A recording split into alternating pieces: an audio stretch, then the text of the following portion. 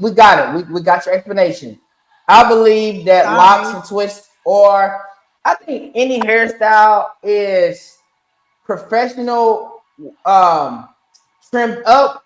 But once I start to really move up the ladder at um my job at ESPN, there's no way that I'm going to keep locks and twists in my hair.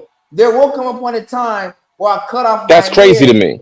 That's crazy to me. And it's a crazy statement, but I have to just be 100% honest, and I'm gonna get. We always say would have been that we're trying to shorten up our episodes, but we're not running from this conversation. This can go on as long as we Yeah. can, Yeah, I for want this that smoke because that's capacity. crazy. But for Hmm. me, as I move up in my career, it's I always have the approach of making sure that I'm not eliminating any doors that I do not know that is in the house, right? So when you're at a career, when you're at a job or whatever, a career, forget a job. This is a career, right? And if we're talking about professionals, we're not talking about working at Wawa or working at Quick Trip or whatever. We're talking about people that have careers no matter where it's at. For me, it's when you're dependent on other people kind of determining your success in some ways, you have to sometimes go with the norm. Maybe get off the radar. For me, I'm already on the radar at my profession because I have a super big personality and having hair that might be even more like explosive, that can be detrimental for, yeah, I'm in the house, but man, I didn't know there was a third level in this house.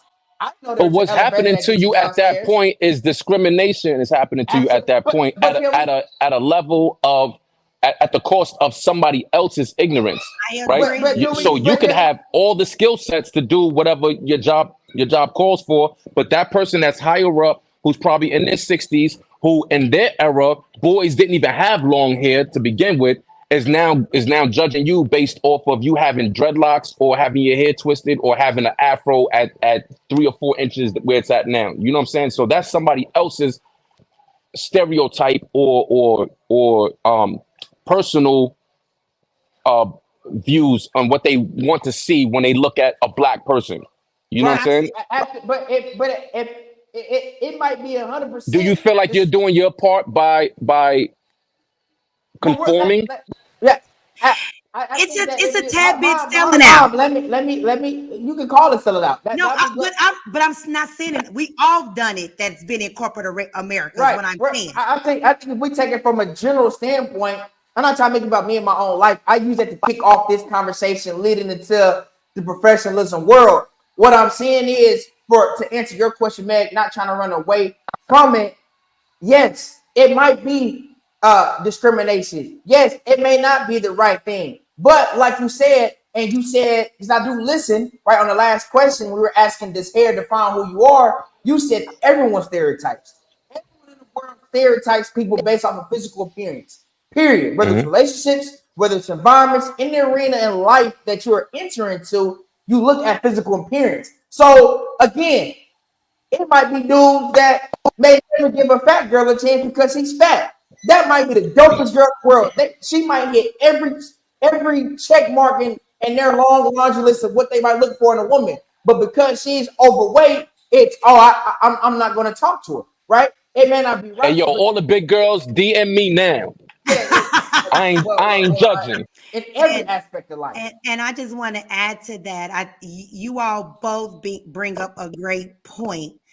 And I'm in corporate America, and you do sell out a little bit for your career or your job. That's why I think entrepreneurship is the dopest way.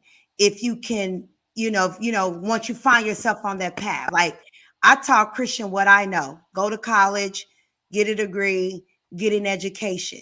I wasn't skilled in the entrepreneur avenue, which we're learning now to own your own, so we can have that freedom.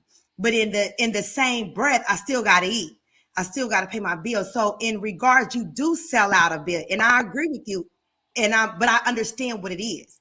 And one thing I also do is when I'm going out and when I'm going around a different crowd that don't look like me, I'm extra. And you know, I get the most when I'm extra. I found myself in a situation that I should not have been in, right? But guess what? I was dressed to the nine. And you want to know what somebody said to me? It was like, why are you here?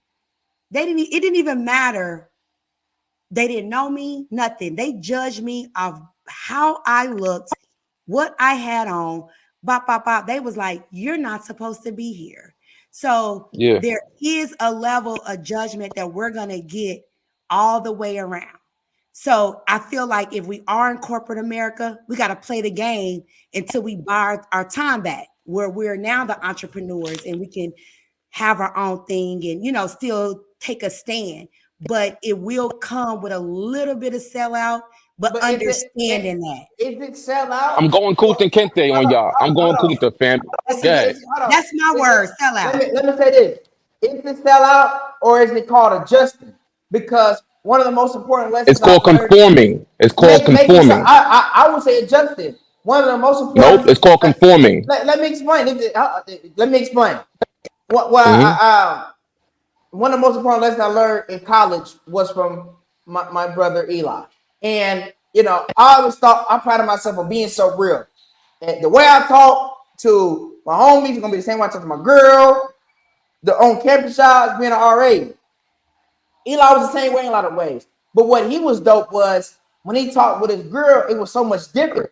And at first I was to him like, man, this dude is weak. Like, man, how are you? Like, I kind of put him in the simp classification or whatever. But then his relationship was successful. He's been with his girl now going on 4 years. They've been able to build continuity when it comes to their family. Now they're making a lot more money as far as finances. And so it wasn't selling out or being a simp. It was adjusting. It was adjusting to what is needed for that environment, which was his relationship.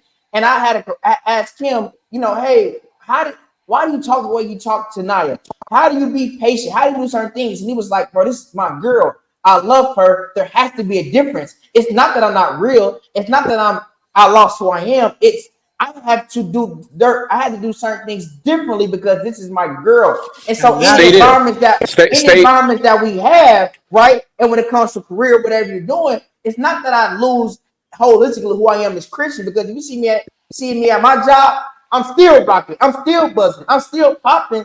But there's certain things that you cannot do because that's not the environment. But in your workspace, you're gonna feel you're gonna feel less confident if you feel like they're judging you based off of your 3-inch afro. Now, if you turn around and cut your hair down to some waves, both versions of you could wear a shirt and tie. But your confidence is going to go up a little bit more when you cut your hair down to the waves and feel like you fit into their box.